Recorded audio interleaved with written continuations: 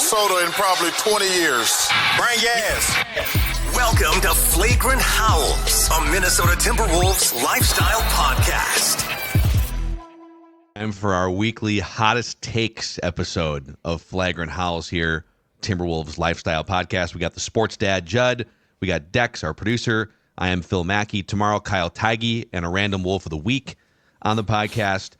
Before we get into our hottest takes, and by the way, the Wolves, they played with their food a couple nights ago against the Wizards, a 6-win Wizards team. But then about halfway through the third quarter, Anthony Edwards, some bad turnovers throughout the game, but he throttles down for 41 points. So they do get a win that they absolutely needed and should have had after a debacle down the stretch against Memphis at home. And now a really interesting slate of games coming up. So we'll talk about all of it here. MSP Plumbing and Heating helping to power Flagrant Howls this season, Judd. They certainly are. And look, it is cold outside, right? It is brutally cold. And there is nothing worse than when you hear this from your furnace. Clank, clank. And you're like, what's wrong here? Well, before something is wrong, or if you sense it, give my friends at MSP Plumbing, Heating, and Air a call, because commitment is one of the most important words, and that commitment is to make sure that your house is safe and sound. For over a century now, families have relied on them for all their plumbing, drains, heating, and cooling needs. As a 100% family-owned and operated business, MSP committed to taking care of your family, to fixing the problems before they become worse. Right now, get $50 off any HVAC or plumbing repair.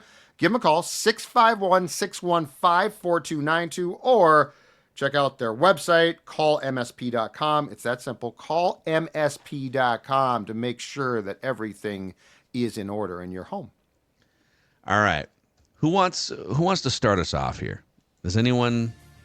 Declan and I both have kind of a Julius Randle thing, so I want to hear what Dex says about Julius, and then see if I double down or I have like a backup hottest take too. So okay, take it away. Little heat check here, I guess. Well, it's what you guys do on Random Wolf of the Week between you and Kyle on the first guest. All right, here's my hottest take. The Timberwolves should be thankful for Julius Randle because he's going to net them a great get at the trade deadline. Wow. So this feels very similar to the D'Angelo Russell situation a few years ago. Different personalities, but on the court-wise, both D'Lo and Julius need to get theirs, right? They need to get their shots. They feel the need to dribble the air out of the damn ball. They are good players statistically, and they can have nights where they do carry teams to a win.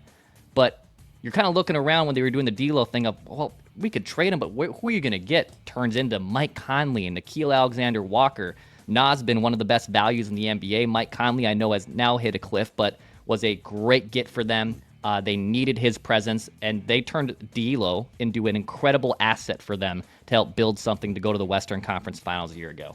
I feel we're in the exact same or a very similar bin with Julius Randle. I've seen some crazy trade proposals out there. I've seen Colin Sexton's name thrown out there. I don't think that swap works directly for Julius Randle, but it feels like a very similar situation. And yes, Julius Randle can drive you crazy, and I bet there's going to be even a game between now and the trade deadline where Julius does drop 30 or does carry you to a win or two. And over the last few games, saw Alan Horton tweet this out, he's been great statistically. He has the clunker on Saturday with the possession, but he's still putting up great numbers. The Wolves should be thankful for Randle. That fit, you might not think the fit's working, but in the long run, it's going to work out for the Timberwolves just fine. Okay. I love this hottest take for a few reasons.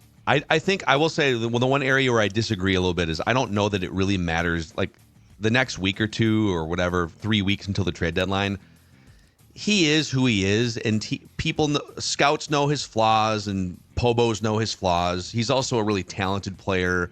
He's got his own. He's such a unique player in good and bad ways.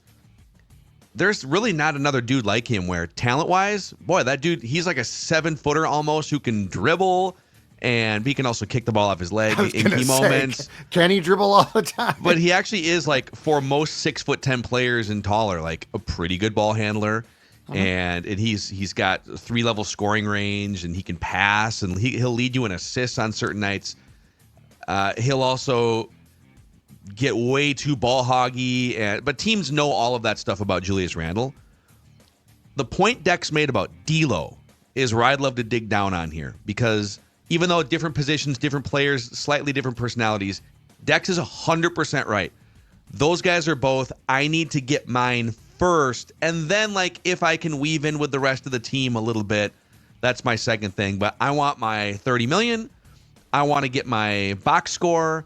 And if it works out that I can also be a great team player and play defense, then okay, some nights I will, some nights I won't. Some nights I'll drive you crazy. Some nights I'm the reason why we're going to win this game. D'Lo and Randle both fit that category.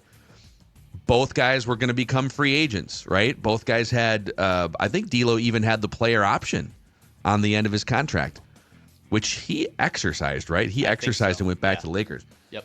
So very similar.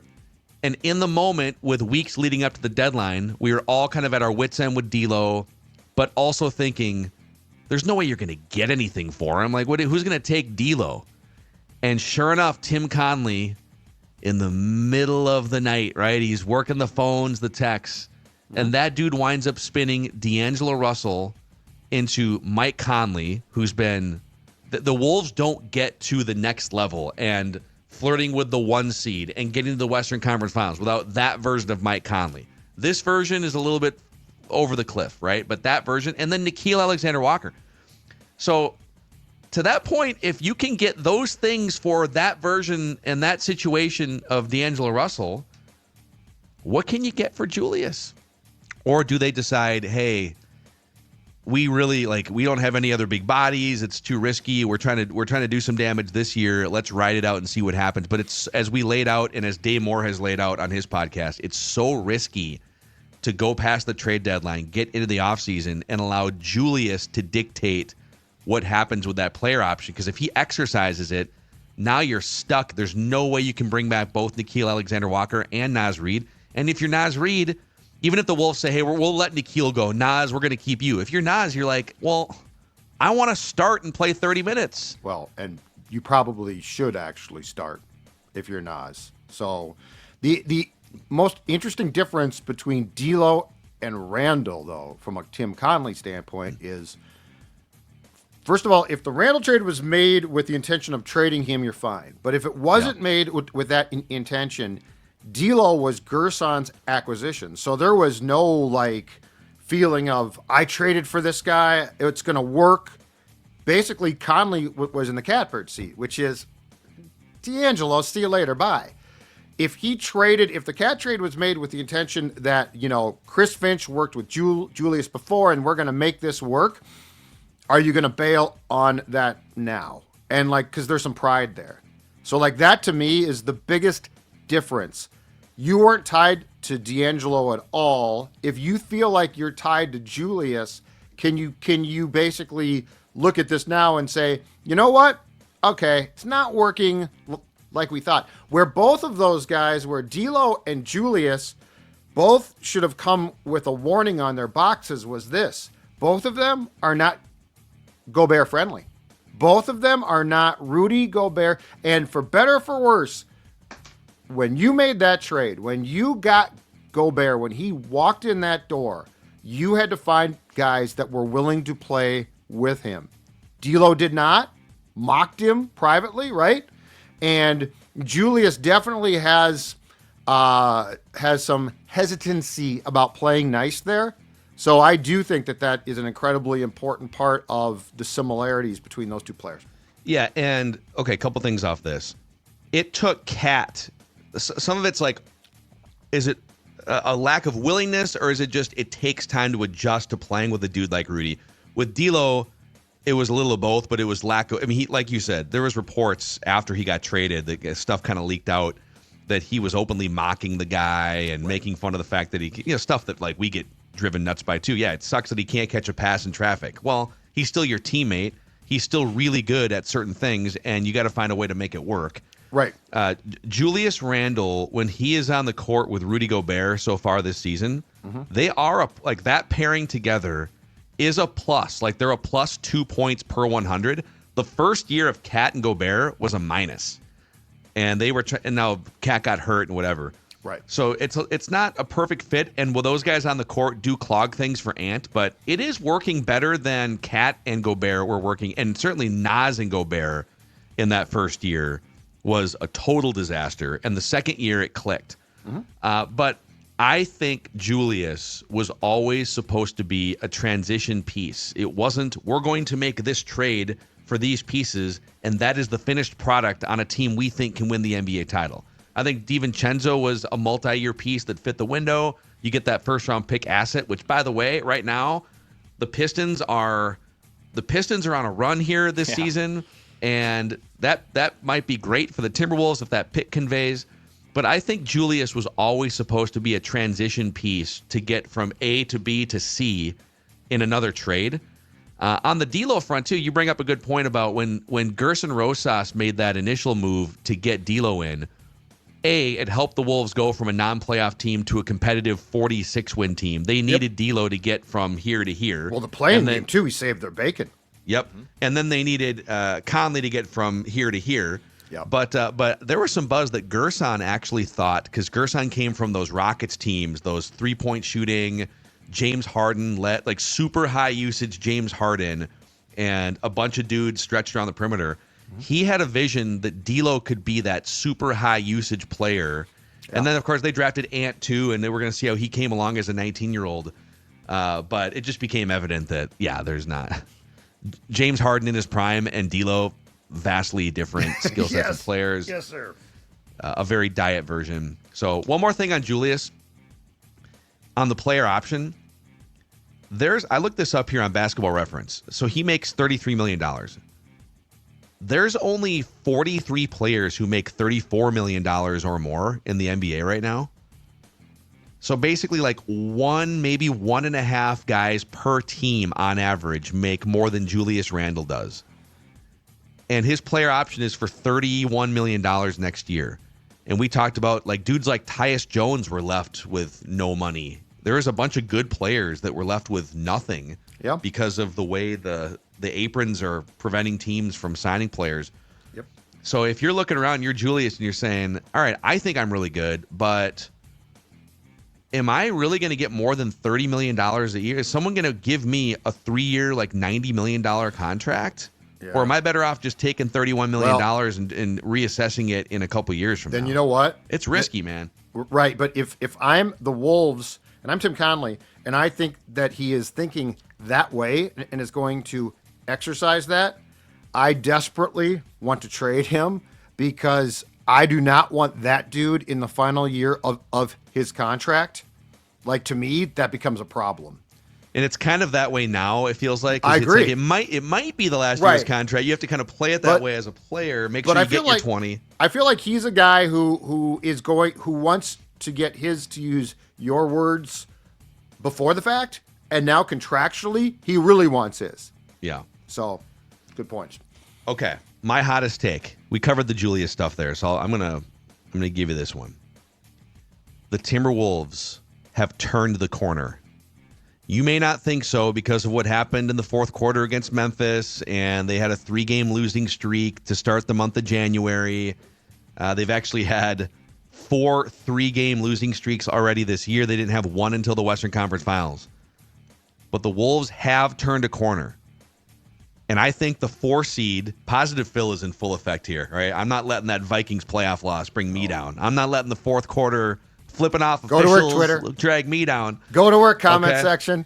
So since the Sacramento game, let's go back to the Sacramento game because that was the 4th loss in a 4-game stretch that dropped the Wolves to 8-10, sky falling.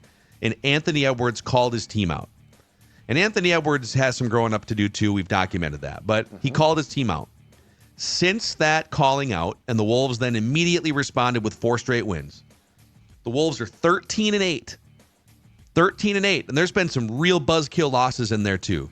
But that's a 51-win pace since the Sacramento game. And that's 21 game sample. That's a quarter of the season sample. So you give them the first month and a half with this rushed trade, trying to figure things out. Everyone take a deep breath. It's a long season. And since settling in, you're 13-8. But in the middle of that, by the way, or 2/3 of the way through, you change your starting lineup. The Wolves are 4-1 in the middle of that 13-8. Since changing their starting lineup, those new starters Credit to our guy Jake Painting, Howls and Growls, for digging up the lineup stats on this. Those new starters are a plus 21 in 65 minutes together. That's a plus 17 points per 100 possessions in those 5 games. That is 7 times better in terms of a plus-minus percentage. Actually, you know what? It's more than that. The previous starters were a break even, and these starters are a plus 17 net rating per 100 possessions. Not even close. Smaller sample size, 5 games, I get it. But they've turned a corner, man.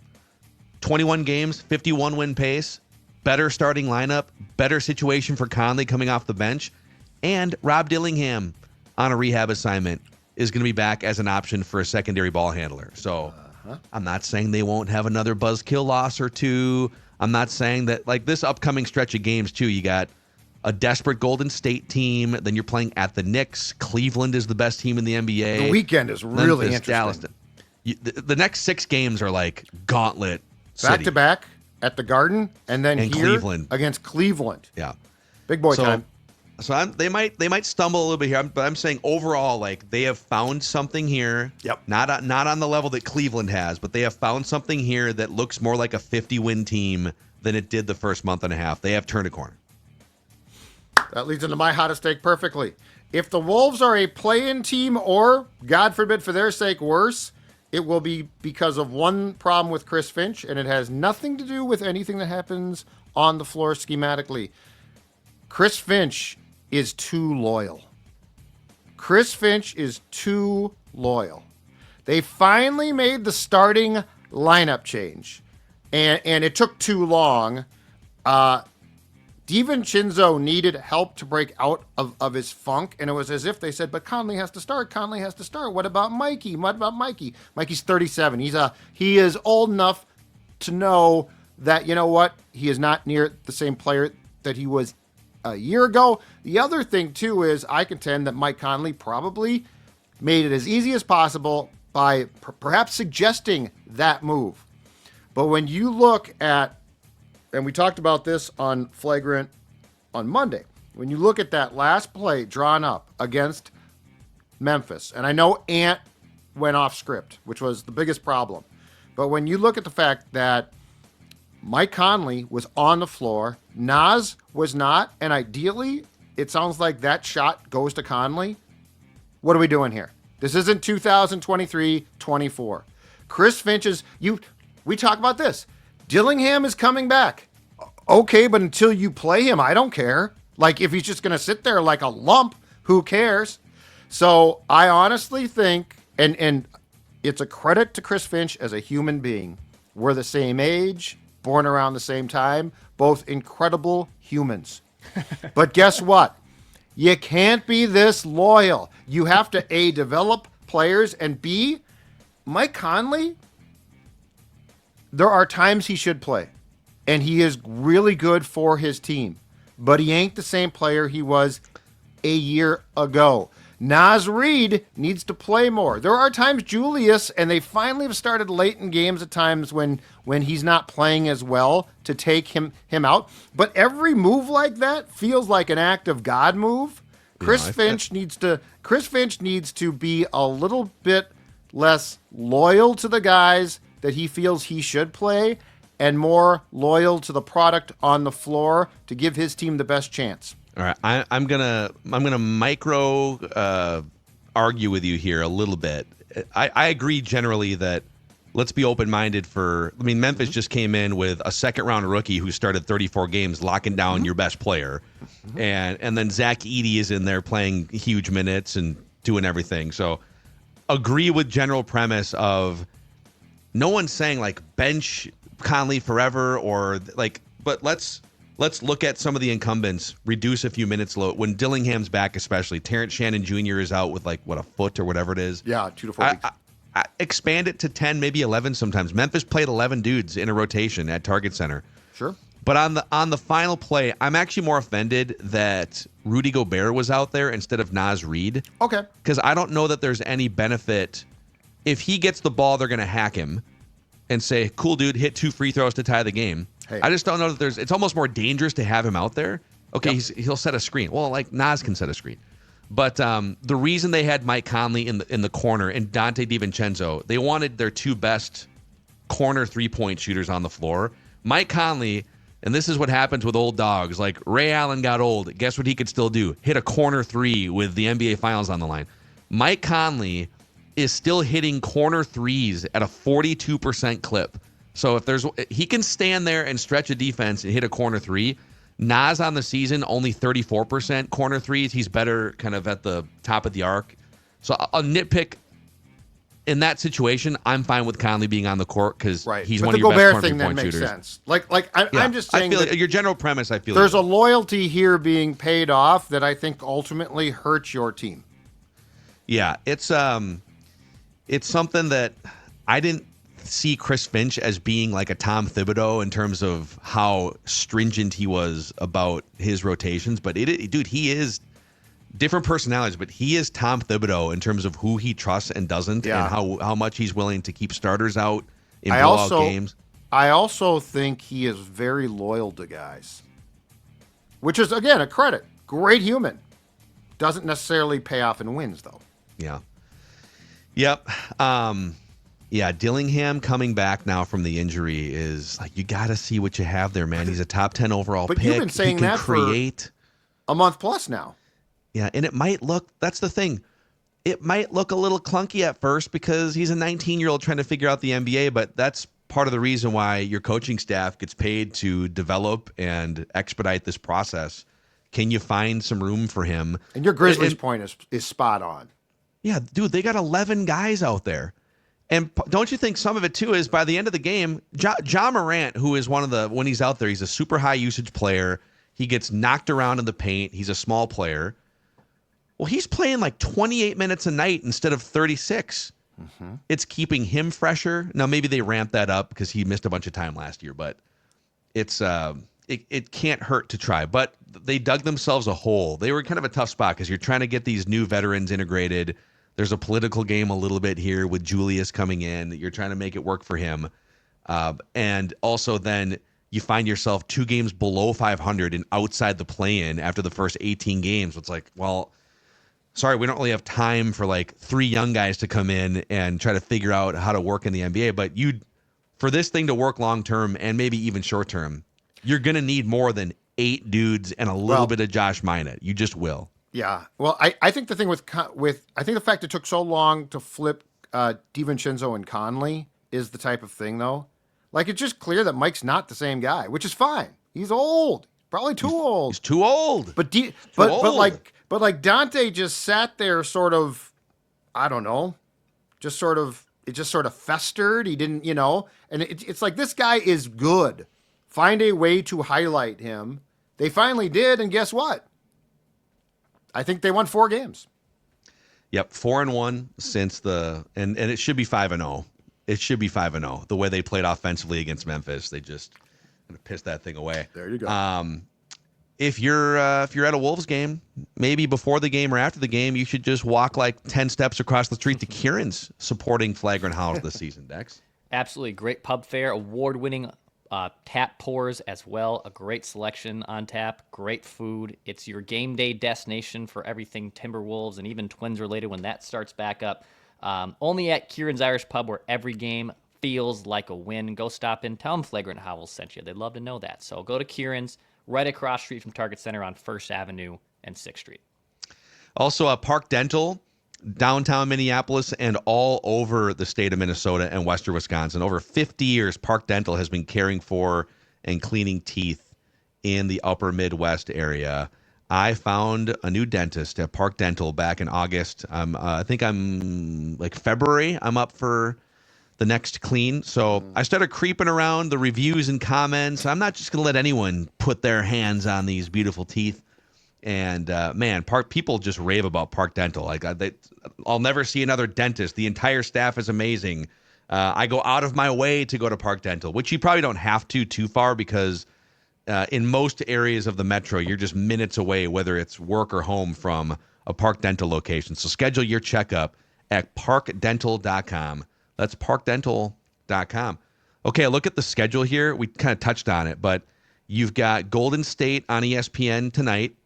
It's always fun when you've got these two teams who kind of hate Except each they moved other. tip-off back because it's the second game of a 8:30. doubleheader, which means 8:45 or 8:50, right? Yes. Pour some coffee tonight. And then you get a day off, and then you get that revenge game against the Knicks on Friday at the Garden. And I do wonder, Anthony Edwards got punked and looked bad at home. I mean, Carl came in and he fed off the welcome home energy that we ranted about that, and people hated us for that. But that's what I saw. You know. And then Cleveland on the back-to-back. So this is the at New York, especially if Cat plays, and then the home against Cleveland. So you're traveling from the East Coast and then back home. That's probably the toughest schedule turnaround so far for the Wolves. Mm-hmm. And then you get another day off at Memphis on TNT on MLK Day, right? And then at Dallas, ESPN, followed by Denver, ABC. So the Wolves are on national TV 4 times in the next 6 games, and they're playing many of the best teams in the NBA. So buckle up, boys. Can you go 3-3 in those 6 games? Be acceptable? Yeah, I think that'd be acceptable. Cleveland is off on Friday, so they'll watch that game from here. So I think that's a schedule loss, gentlemen. That's a tough. Because you're going to try to win the Knicks game. To your point, that was embarrassing. So you'll beat Golden State tonight. Yep. Can you get revenge on the Knicks on Friday? Easier said than done. You'll lose to Cleveland. Cleveland's a schedule loss, and so let's 2-1 optimistically. Okay. And then you go at Memphis, at Dallas, home against Denver. 1-3 in that stretch gets you 3-3, and you're on to the Atlantas, the Phoenixes, the Utahs, Washington, and it lightens up a little bit. So Kyrie's back for the Mavs. Luka's still out, correct? I think he is still out, yeah. Yeah. Yeah, the West is... and then now that the Kings have snapped out of it, too, they won 7 games in a row. The Western Conference, Doug Christie. they finally lost. How about the Kings, though? Yeah, everyone was pissed off. How could you fire Mike Brown? And you fired him on the way to the airport. Doug Christie steps in and has done a really good job. Early 2000s Wolves nemesis, Doug Christie. Yes. Doug Christie. I remember Doug Christie well. You literally you've got the 2 teams on the outside looking in the West right now are the Suns with all that talent. Yeah. And the Warriors just trying to cling to the end of their dynasty here. And again, if the playoffs and play-in started today, you'd have the Kings and the Spurs would be playing each other in that 9-10 game, and then the Wolves and the Lakers in the 7-8 game. And the Spurs are no joke. No, that's going to be... They're coming. It feels like the first couple years of LeBron's career where he's in Cleveland, they're garbage, putting a couple pieces around him. They get to the playoffs, I think, year 3, and then finals in year 4 or 5 or something. Yep. Yeah, Wemby's coming. He's coming for sure. All right, boys. All right. Good hottest take session Good here. Good show. Chris Finch, don't be so loyal. You're a great human. You're great, though. I mean, we're great people. Julius Randle, let us know. Are you going to exercise that player option? Could you let us know right now, please? You're right about Can we get that in writing right now? You're not wrong. All right, this is a Timberwolves Lifestyle Podcast. We'll see you guys tomorrow for a random Wolf of the Week and our friend Kyle Teige.